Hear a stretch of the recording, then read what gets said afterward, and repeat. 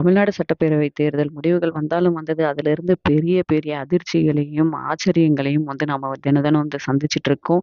அதுல ஒண்ணா பார்க்கப்படுறது இன்னைக்கு நாம விஜய்க்கு எதிராக கைகோர்க்கும் திமுக, அதிமுக. இபிஎஸ் முதலமைச்சர் அதிர வைத்த தகவல் அப்படின்னு ஒண்ணு நாம பார்க்கிறோம். இது என்னன்னு பார்த்தீங்க அப்படின்னா, சட்டமன்ற தேர்தலில் 108 தொகுதிகளில் வென்று விஜயின் தாவேகா தனிப்பெரும் கட்சியாக உருவெடுத்திருக்கும் இந்த நிலையில தாவேகாவை வீழ்த்த திமுகவும், அதிமுகவும் இணைந்து ஆட்சி அமைக்க இருப்பதா வெளியான செய்தி தான் இப்போ புயல கிளப்பியிருக்கு. என்னன்னு பார்த்தீங்க அப்படின்னா, அவங்க மெஜாரிட்டிய நிரூபிக்கிறதுக்கு தவிச்சிட்டு இருக்க இந்த நிலையில பார்த்தீங்கன்னா, இந்த 2 கட்சியும் சேர்ந்து ஆட்சி அமைக்கிறதுக்கு ஏதாவது ஒரு வழிய பார்க்கலான்றது தான் ரூல். விஜயின் தாவேக கட்சியை தடுக்க திமுக, அதிமுக இணைந்து மாற்று ஆட்சியை அமைக்க முயல்கின்றன அப்படின்னு சொல்லி ஒரு நியூஸ் வந்து பரவிட்டு இருக்கு. இப்பதான் 10 மணிக்கு மேல. திமுக ஆதரவோடு எடப்பாடி பழனிசாமியை முதல்வராக்க முன்மொழித்து மேலிடம் பச்சை கொடி காட்டியதாக செய்தி வெளியாகி இருக்கு. இதுதான் பரபரப்பான நியூஸா நாம இப்ப பார்த்துக்கிட்டு இருக்கோம். இந்த முடிவுக்கு கூட்டணி கட்சிகள் மக்கள் எப்படி எதிர்வினை அளிப்பார்கள் என்பது பெரிய கேள்வியா இருக்கு.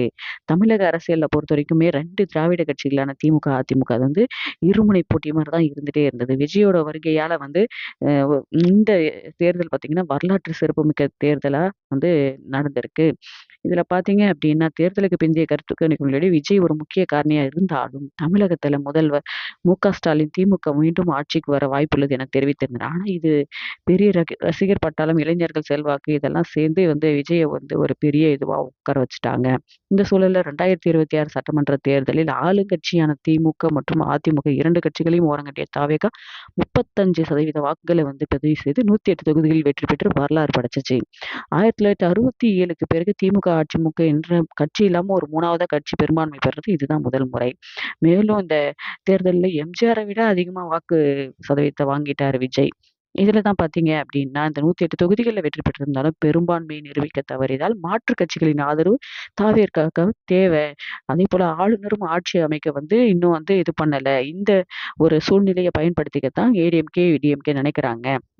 இந்த நிலையில தான் காங்கிரஸ் இன்னைக்கு போய் சேர்ந்து முதுகுல குத்துன அந்த ஒரு காயம், அந்த ஒரு இதுதான் வந்து திமுகவை இத்தகைய ஒரு முடிவெடுக்க வச்சிருக்கோம் அப்படின்றத தான் நாம இங்க பார்க்குறோம். 112 அப்படின்ற ஒரு இதுதான் வச்சிருக்காங்க. இன்னும் 6 இடம் அவங்களுக்கு தேவை. இதுல பார்த்தீங்க அப்படின்னா, இப்படியான சூழல் அடுத்தடுத்து நடந்துட்டு இருக்கு. இதுல தாவேகாக்கு பெரும்பான்மை கிடைக்குமான்னே ஒரு குழப்பம் இருக்கு. விஜய்க்கு எதிரா திமுக, அதிமுக இணைந்து களமிறங்க உள்ளதா இந்த செய்தி பரவிட்டு இருக்கிறது பார்த்தீங்கன்னா, பெரிய அதிர்ச்சியை ஏற்படுத்தியிருக்கு. திமுக ஆதரவு கொடுக்க முன்வந்துள்ளதாகவும், அதிமுக அதற்கு இணங்கியுள்ளதாகவும் எடப்பாடி பழனிசாமி முதல்வராக முன்மொழியப்பட்டுள்ளதாகவும் மேலிடம் இதுக்கு பச்சை கொடி காட்டியதாகவும் சொல்றாங்க. Already CV. சண்முகம், வேலுமணி எல்லாம் வந்து தாவேகாவுக்கு போலான்னு பேசிட்டு இருக்கும்போது, அவங்கள எல்லாம் அமைதிப்படுத்துறதுக்கான முயற்சியா இந்த ஒரு முயற்சி இருக்கும் அப்படின்னு தான் தோணுது.